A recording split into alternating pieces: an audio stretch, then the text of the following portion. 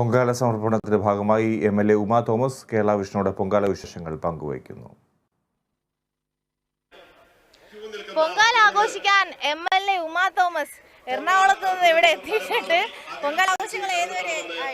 ഇന്നലെ നിയമസഭ ഉണ്ടായിരുന്നല്ലോ, അതുകൊണ്ട് ഞാനിവിടെ ഉണ്ടായിരുന്നു തീർച്ചയായിട്ടും. അപ്പോൾ എനിക്ക് ഇതിൽ പങ്കാളിയാവണം എന്ന് തോന്നിയിട്ട് നിന്നതാണ്.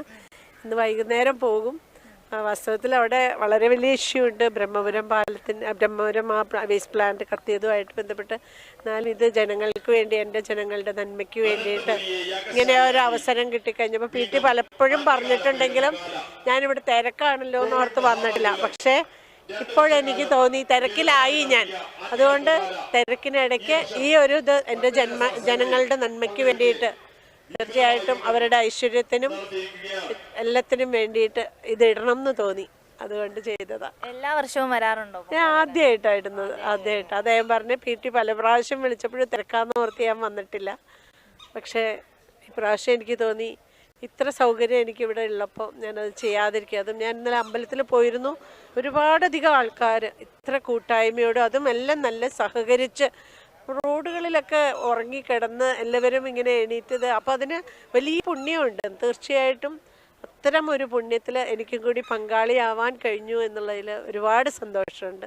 പൊങ്കാലയ്ക്ക് വേണ്ടി എന്തൊക്കെ ഒരുക്കങ്ങളാണ് നടത്തിയത്? ഇവിടെ എല്ലാം അവൈലബിൾ ആണല്ലോ, അതുകൊണ്ട് നമുക്കൊന്നും ബുദ്ധിമുട്ടില്ല.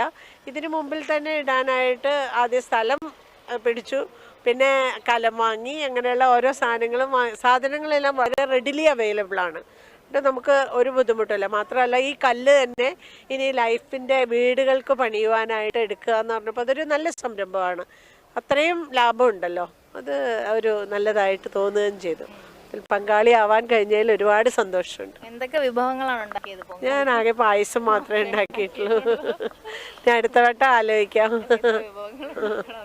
അപ്പോൾ പൊങ്കാല ആഘോഷത്തിന് നമ്മുടെ MLAയും തിരുവനന്തപുരത്ത് എത്തിയിട്ടുണ്ട്. അപ്പോഴും എല്ലാവരുടെ അടുപ്പും ഏകദേശം കഴിഞ്ഞു തോന്നുന്നല്ലേ? കഴിഞ്ഞു. കാത്തിരിക്കുക, മറ്റേ തീർത്ഥം തളിക്കാനായിട്ട് കാത്തിരിക്കുക. തളിക്കാനായി എല്ലാവരും കാത്തിരിക്കുകയാണ്. അങ്ങനെ സന്തോഷകരമായ ഒരു പൊങ്കാല നമ്മുടെ കേരളത്തിന് വേണ്ടി, കേരളത്തിലെ ജനങ്ങളുടെ നന്മയ്ക്ക് വേണ്ടിയും നമ്മുടെ MLA ഇവിടെ അർപ്പിച്ചിട്ടുണ്ട്.